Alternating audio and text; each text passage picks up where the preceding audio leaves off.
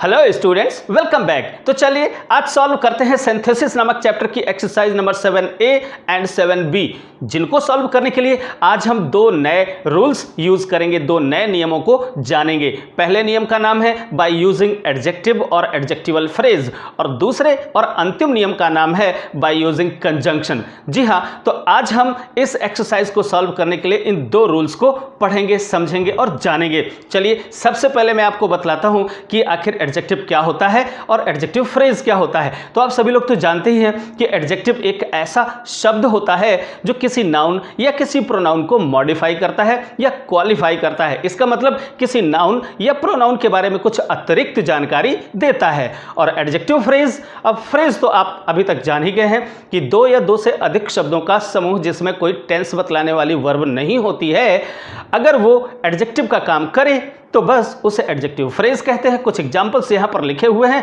आप बहुत अच्छे तरीके से समझ जाएंगे। जरा देखिए यहां पर पहले दो जो एग्जांपल्स हैं उनमें क्या लिखा हुआ है। A blind man came to me, एक अंधा आदमी मेरे पास आया। अब देखिए यहां पर एक नाउन है मैन, ठीक है ना, और ये मैन के ठीक पहले रखा हुआ ये जो शब्द है ब्लाइंड, ये एक्चुअली इस मैन के बारे में एक एडिशनल इंफॉर्मेशन दे रहा है, यानी अतिरिक्त जानकारी दे रहा है कि वो आदमी कैसा है, अंधा है। ये एक अतिरिक्त जानकारी आपको मिली, तो इस अकेले शब्द को ही तो कहते हैं एडजेक्टिव, राइट। अच्छा, अगला सेंटेंस जरा देखो। अ लेम गर्ल वॉज वीपिंग, एक लेम गर्ल, लेम का मतलब लड़की। अब इस लड़की के बारे में एक जानकारी ये शब्द है जो दे रहा है कि वो लड़की कैसी है, लेम है यानी लंगड़ी है। बस इन्हीं शब्दों को ही हम एडजेक्टिव कहते हैं। आप पहले से ही जानते हैं इसको, ओके, मैं तो बस यूं ही बता ही रहा हूं। चलिए यहां पर देखिए एडजेक्टिवल फ्रेज क्या होता है, इसी को हम एडजेक्टिव फ्रेज भी कहते हैं। तो क्या होता है, ये दो या दो से अधिक शब्दों का समूह होता है जो मिला जुला एक अपना मीनिंग रखता है, और वो मीनिंग एक्चुअली किसी नाउन से रिलेटेड होती है। देखिए जरा, द पेन, पेन का मतलब ये जो मार्कर है, अच्छा कोई भी दूसरा पेन हो सकता है, वो पेन। और इस फ्रेज को जरा देखिए, ये जो फ्रेज है इसका जो मीनिंग है वो किससे रिलेटेड है, इस पेन से रिलेटेड है।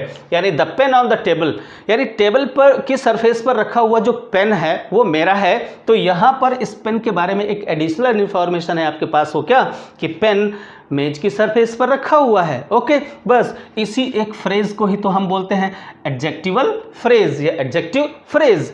यहां नीचे देखिए जरा, the boy sitting under the tree is Rehan. अब यहां पर देखेंगे तो एक नाउन ये है और इस नाउन के बारे में एक ये फ्रेज देखिए जरा, सिटिंग अंडर द ट्री, पेड़ के नीचे बैठा हुआ। तो ये जो इन्फॉर्मेशन है ये किससे रिलेटेड है, इस बॉय से रिलेटेड है, यानी इस बॉय के बारे में एक एडिशनल इन्फॉर्मेशन दी जा रही है। तो इसी को हम एडजेक्टिवल फ्रेज कहते हैं। ओके, अच्छा, कई बार ऐसा होता है कि ये जो प्रेपोजिशनल फ्रेजेस होते हैं ये कई बार एडजेक्टिव का काम करते हैं और कई बार एडवर्ब का काम करते हैं। तो जब यही जो फ्रेज है, जो प्रेपोजिशनल फ्रेज है, अब अगर ये किसी वर्ब को मॉडिफाई करे तो ये एडवर्बियल फ्रेज कहलाता है।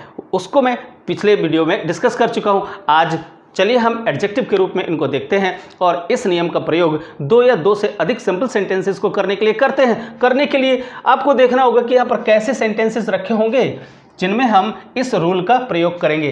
तो बहुत ही सिंपल है, देखिए जरा यहाँ पर क्या होगा। ये दो सेंटेंसेस या तीन सेंटेंसेस आपके सामने रखे होंगे, उनमें कुछ नाउन्स प्रयोग किए गए होंगे। भाई एक नाउन यहाँ रखा है, एक नाउन यहाँ पर रखा हुआ है। हो सकता है इन दोनों सेंटेंसेस में कहीं पर कोई एक एडजेक्टिव रखा हो, ओके, या फिर एडजेक्टिव फ्रेज रखा हो। ध्यान दें, एडजेक्टिव फ्रेज रखा हो। इन दोनों ही सेंटेंसेस में आपको देखना है। अब आपको देखना सिर्फ ये है कि इन दोनों ही सेंटेंसेस में कहीं कोई एडजेक्टिव है क्या, या कोई ऐसा एडजेक्टिव फ्रेज है क्या जो इस सेंटेंस में या इस सेंटेंस में प्रयुक्त हुए किसी नाउन को मॉडिफाई या क्वालिफाई कर सकता है। अर्थात इस नाउन के बारे में या इस नाउन के बारे में एडिशनल इंफॉर्मेशन दे सकता है। बस अगर ये एडजेक्टिव इस नाउन के बारे में एडिशनल इंफॉर्मेशन देता है तो इस एडजेक्टिव को ठीक इस नाउन से पहले रखना है। ध्यान दीजिए, अगर एडजेक्टिव अकेला शब्द हुआ तो इस नाउन के पहले।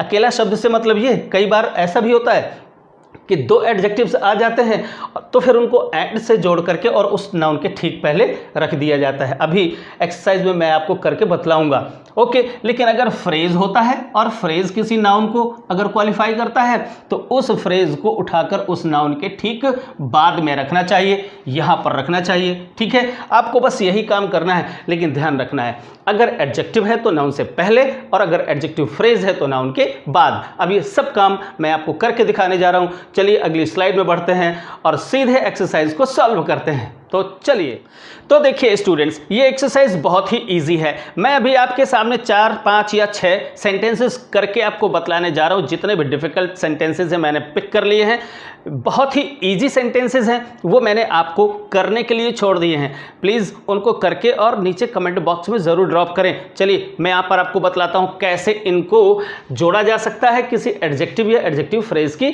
मदद से। देखिए पहला सेंटेंस देखिए क्या है, ही इज़ माई ब्रदर, वह मेरा भाई है। He is intelligent. अब दूसरे सेंटेंस में देखिए जो इंटेलिजेंट नाम का जो वर्ड है वो किसकी विशेषता बतला रहा है, इंटेलिजेंट है। तो कौन है इंटेलिजेंट भाई, मेरा भाई है। तो देखिए जरा, ये जो शब्द है इस भाई के बारे में एक एडिशनल इंफॉर्मेशन दे रहा है। अकेला शब्द है तो बस इसको उठाना है और भाई से ठीक पहले यहाँ पर रख देना है। कैसे कर देंगे, चलिए जरा मैं आपको करके बतला देता हूँ। He is my intelligent brother, सिर्फ इतना ही तो लिखना है आपको, यहाँ पर इंटेलिजेंट लिखना है, इंटेलिजेंट।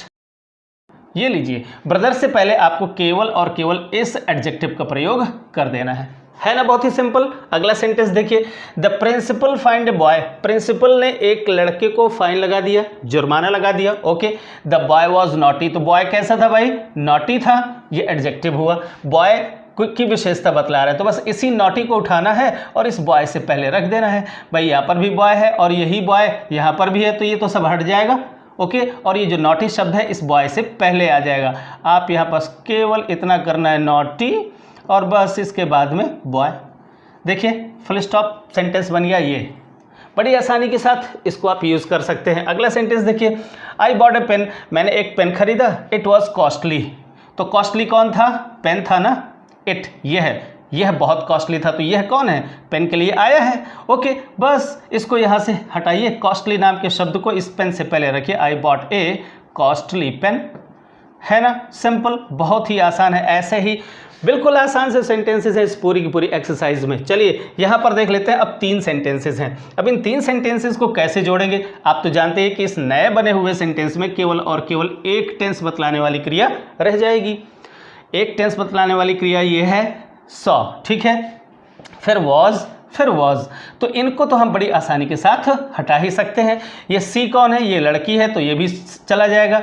अच्छा, फिर इसके बाद ये सी कौन है, ये लड़की, ये भी चली जाएगी। वाजवर आसानी से हटा ही देते हैं, वाजवर ये भी आसानी से हट जाएगा। अब बचा क्या, अब बचा यहाँ पर एक ये एडजेक्टिव है और इस एडजेक्टिव को मॉडिफाई करने वाला ये वर्ड है, इसको हम बोलते हैं एडवर्ब। ठीक है, तो एक एडजेक्टिव ये है और एक एडजेक्टिव ये है। तो जब 2 एडजेक्टिव्स हों और उन दोनों को जोड़ना पड़े तो जोड़ करके जोड़ेंगे कैसे, एंड लगा देंगे यहाँ पर, ठीक है ना, यानी a very tall and beautiful. और अब ये देखिए कि वो कौन है, वो ये लड़की है, तो बस इस लड़की के पहले आप ये पूरा का पूरा एडजेक्टिव, यानी ये दोनों ही एडजेक्टिव उठा करके, अब इसको आप एडजेक्टिव फ्रेज न मानिएगा, ठीक है, क्योंकि ये दोनों अलग अलग एडजेक्टिव्स हैं और अलग अलग खूबियां बतला रहे हैं उस लड़की की। ठीक है, तो इस तरीके से अगर 2, 3, 4, 5 जितने भी एडजेक्टिव्स आ जाएं और वो सभी अपना अलग अलग मीनिंग अगर कन्वे करें तो उनको बस क्या करना चाहिए, अगर 2 है तो एंड से जोड़ दीजिए, और अगर 3 है तो पहले 2 पे कॉमा लगाइए, बीच में एंड लगाइए, 4 है तो बस केवल क्या करना होता है, अंत के 2 के बीच में एंड लगाना होता है और सबके बीच में कॉमा लगा देना होता है और उस नाउन के ठीक पहले रख देना होता है जिसको वो क्वालिफाई कर रहे हो। ठीक है, तो बस I saw a girl, girl को देखा, गर्ल को क्वालिफाई कर रहा है, तो बस यहाँ पर आपको पहले लिखना है आई सॉ अ वेरी, ये लीजिए, बस इतना सा तो करना है आपको। इस गर्ल से पहले आपको ये a very tall and beautiful, ये आपका एडजेक्टिव्स हो गए, ऐसे रख देना है। अगला सेंटेंस जरा देखें, a woman was strolling on the road, a woman ये एक नाउन है, वो स्ट्रॉल कर रही थी रोड पर, यानी लंगड़ा लंगड़ा करके या लड़खड़ा करके चल रही थी। सी वॉज ओल्ड, ओल्ड कौन थी, ये वुमन थी, तो इस ओल्ड को इस वुमन से पहले रख देना है। अच्छा, she had a stick in her hand, और वही औरत अपने हाथ में एक स्टिक लिए हुए थी, ठीक है ना। तो ये देखिए एक फ्रेज है। ओके, तो अब ये जो फ्रेज है ये भी इसी वुमन के बारे में बतला रहा है, ये जो एक शब्द है एडजेक्टिव है ये भी इसी वुमन के बारे में बतला रहा है। तो सिंपली क्या करना है, इन दोनों को ही अकेला शब्द है इस नाउन से पहले रखो और फ्रेज है इस नाउन के ठीक बाद में रखो। कैसे कर देंगे जरा यहाँ पर देखिए, एन ओल्ड वुमन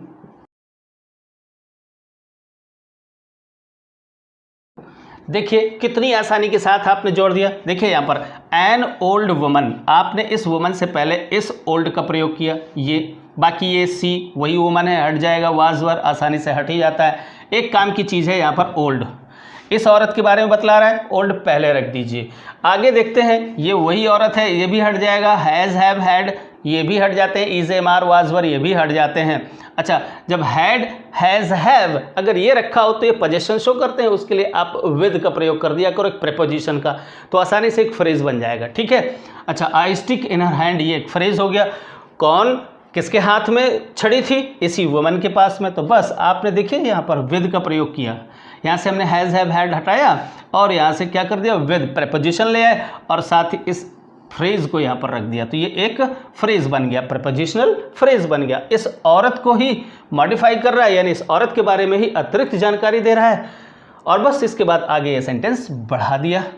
आप एक तरीका और भी यहाँ पर कर सकते हैं, इसको आप फ्रेज बना सकते हैं। कैसे, an old woman strolling on the road had a stick in her hand, आप ऐसे भी बना सकते हैं। अच्छा, अगला सेंटेंस देखिए, a tiger was hungry he killed a bullock the bullock was hefty. यहाँ पर 3 सेंटेंसेज हैं, देखिए जरा, अ टाइगर वॉज हंग्री, ये देखिए हंग्री कौन था, टाइगर था, तो ये टाइगर की खूबी है, तो आप इस टाइगर से पहले इसको रख सकते हैं। अच्छा, ही किल्ड अ बुलक, उसने एक बुलक को मार दिया, तो ये ही कौन है, टाइगर है, तो ये भी आपका समाप्त हो सकता है, चला जाएगा। अच्छा, बुलक, अब तीसरे सेंटेंस में क्या कहा जा रहा है, बुलक, तो फिर से रिपीट हो रहा है बुलक, इसको हटा देंगे। अब बुलक कैसा था, बुलक वॉज हैफ्टी, ठीक है ना, तो आप वाज वर को आसानी से हटा ही सकते हैं, इस हैफ्टी को ले लीजिए, तो ये बुलक की विशेषता बता रहा है और ये हंग्री टाइगर की विशेषता बतला रहा है। तो सेंटेंस कैसा बन जाएगा, अ हंग्री टाइगर,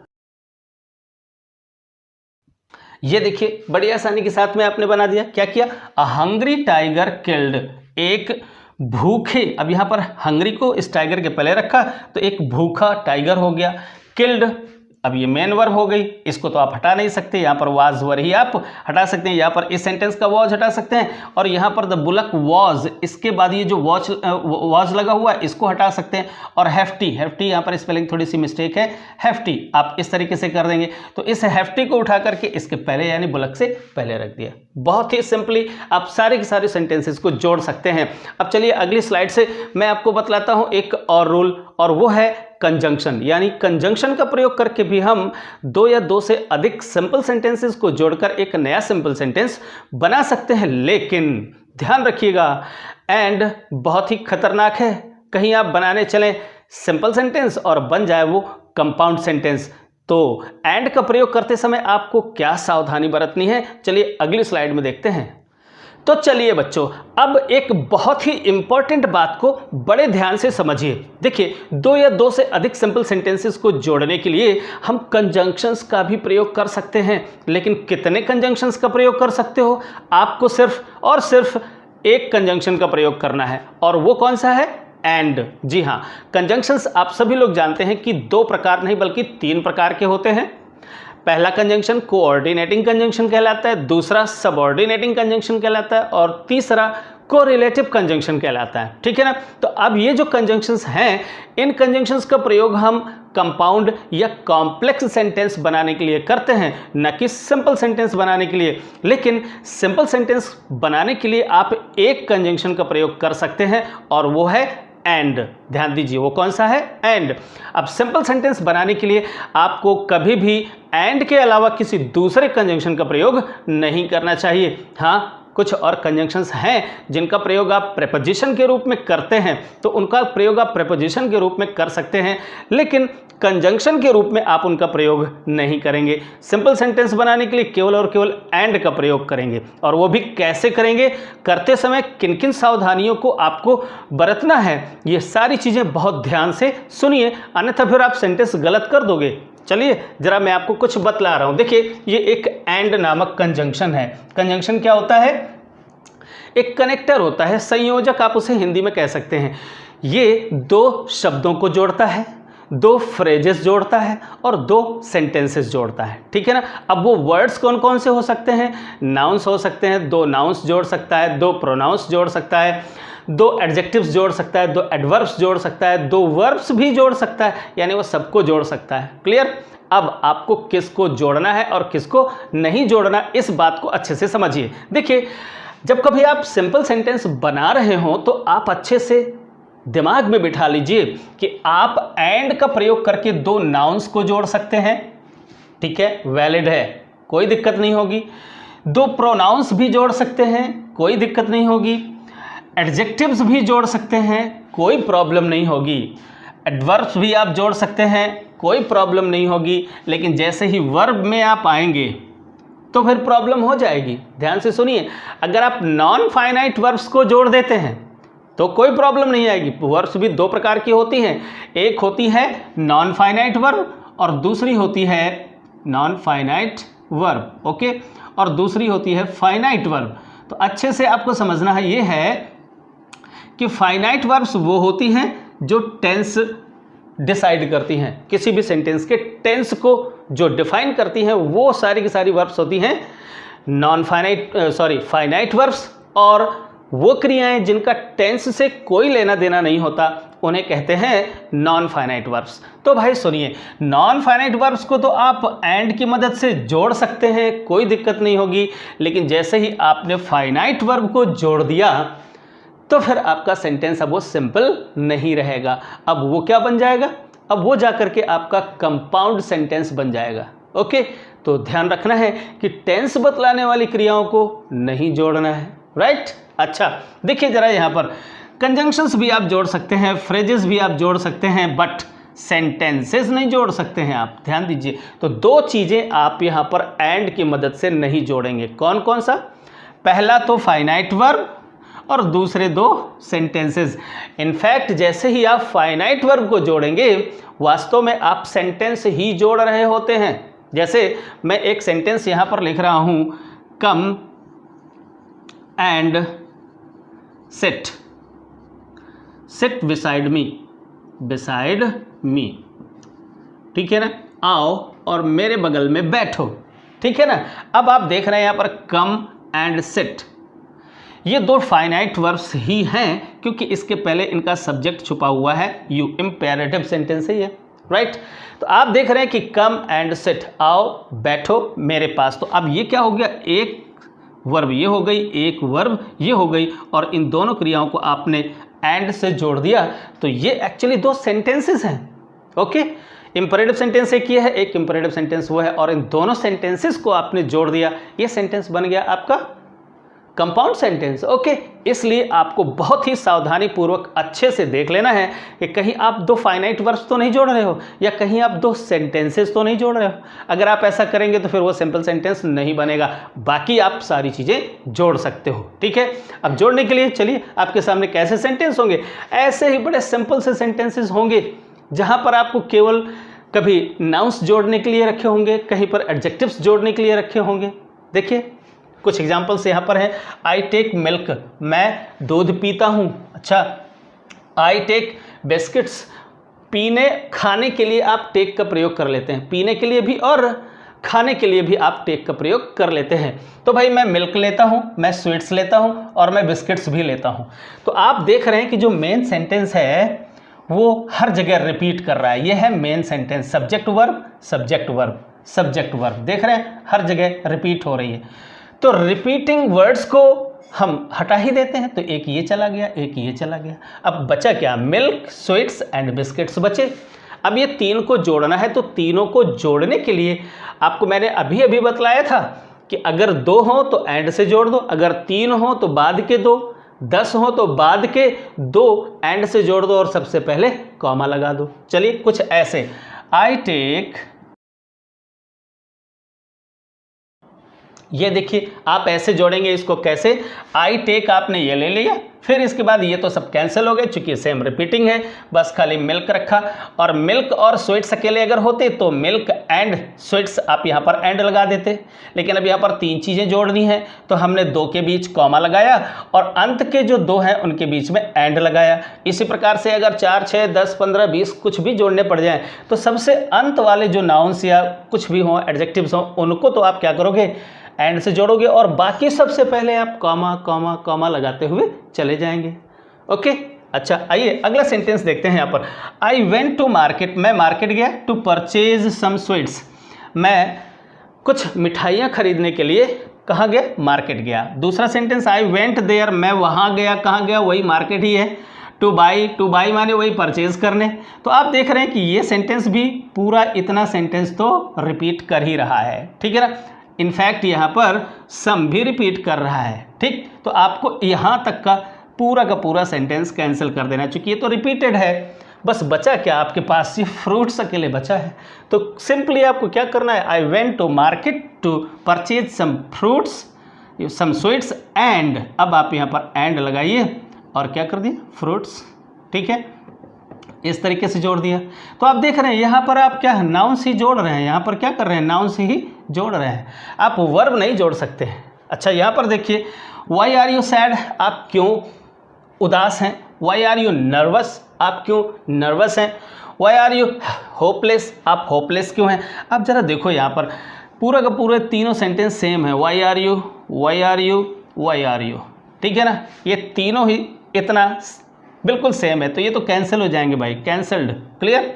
अब क्या बचा, सैड एडजेक्टिव है, नर्वस सब्जेक्टिव है, होपलेस ये भी एडजेक्टिव है। अब ये तीनों ही एडजेक्टिव्स हैं, तो मैंने आपको बतलाया कि अगर नाउन्स आ जाए, एडजेक्टिव्स आ जाए, एडवर्ब्स आ जाए, कंजंक्शन कुछ भी आ जाए, सब कुछ आप जोड़ सकते हो, बस इन 2 चीज़ों को नहीं जोड़ना है, फाइनाइट वर्ब्स को और 2 सेंटेंसेस को नहीं जोड़ना है।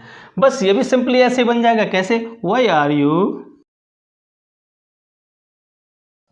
ये देखिए बहुत ही सिंपल है, इस रूल का प्रयोग कर लेना।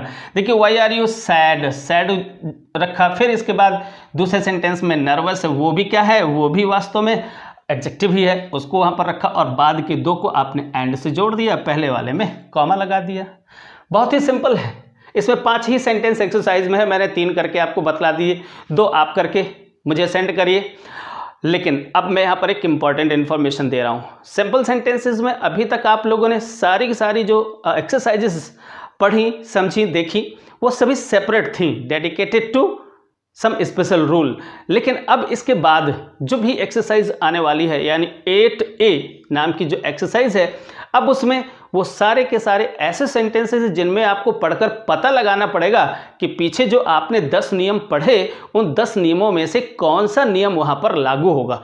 तो वो एक्सरसाइज बड़े इंपॉर्टेंट है। अब मैं अगले वीडियो में उस एक्सरसाइज को सॉल्व करूँगा, जिसमें 15 से 20 सेंटेंसेस होंगे और आपके पास भी चांस होगा ये देखने का कि हम आगे लिखे हुए जो सेंटेंसेस होंगे उनमें किस रूल का प्रयोग करेंगे। अभी तक तो आपके सामने एक एक्सरसाइज लिखता था और वहाँ पर आपको मालूम था कि यहाँ पर ये वाला रूल अप्लाई होगा, लेकिन अब आपके सामने एक ऐसी एक्सरसाइज होगी जिसमें आपको पता नहीं है कि इन 2 सेंटेंसेस को जोड़ने के लिए कौन सा रूल एप्लीकेबल होगा। अब वहाँ पर आपको सेंटेंसेस पढ़ने पड़ेंगे, फिर इसके बाद थोड़ी देर सोचना पड़ेगा, उन सारी कंडीशंस को रिमाइंड करना पड़ेगा कि भाई इन सेंटेंसेस में ये खूबी है तो ये वाला नियम लगेगा। तो अगली जो एक्सरसाइज है वो बहुत ही इंपॉर्टेंट होने वाली है। सो प्लीज़ उस एक्सरसाइज को ज़रूर देखिएगा, मेरे साथ हल करिएगा। कुछ सेंटेंसेस भी मैं आपको होमवर्क के रूप में दूंगा। इनफैक्ट 1-2 एक्सरसाइजेस है वहाँ पर, एक एक्सरसाइज मैं सॉल्व करूँगा और एक एक्सरसाइज आप सॉल्व करिएगा। अब मुझे बतलाइएगा इसी वीडियो में कि मैं कौन सी एक्सरसाइज सॉल्व करूँ और कौन सी आप सॉल्व करेंगे। चलिए आज इस वीडियो में इतना ही, अब मिलते हैं अगले वीडियो के साथ बहुत जल्द।